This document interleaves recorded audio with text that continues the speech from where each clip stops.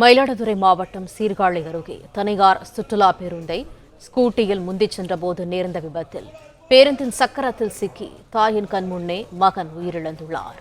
இது தொடர்பான கூடுதல் தகவல்களை தருகிறார் எமது செய்தியாளர் தமிழரசன். தமிழரசன், வணக்கம். விவரங்கள் என்ன?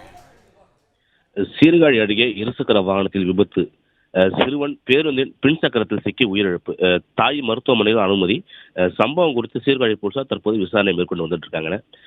தஞ்சாவூர் மாவட்டம் வடக்கு வாசல் பகுதியை சேர்ந்தவர் மைதிலி. இவர் தனது இருசக்கர வாகனத்தில் மகளுடன் சீர்காழியில் உள்ள உறவினர் வீட்டுக்கு வந்தால் அப்போது சட்னாபுரம் காளிநகர் அருகே சுற்றுலா பேருந்தை முந்தி செல்ல முயன்ற போது எதிரே வந்த இருசக்கர வாகனத்தில் மோதி விபத்துக்குள்ளானது. இந்த விபத்தில் மைதிலியின் மகன் சரவணகுமார் 11 வயது அருகில் சென்ற சுற்றுலா பேருந்தின் பின் சக்கரத்தில் சிக்கி சம்பவ இடத்திலே உடல் நசுக்கி இழந்தார். இது குறித்து தகவல் இருந்த சீர்காழி போலீசார் உடனடியாக உடலை மீட்டு சீர்காழி அரசு மருத்துவமனைக்கு அனுமதித்துள்ளனர். மேலும் காயமடைந்த தாயும் மருத்துவமனையில் அனுமதிக்கப்பட்டுள்ளனர். இந்த சம்பவம் குறித்து அப்பகுதியில் போலீசார் தீவிர விசாரணை மேற்கொண்டுள்ளனர்.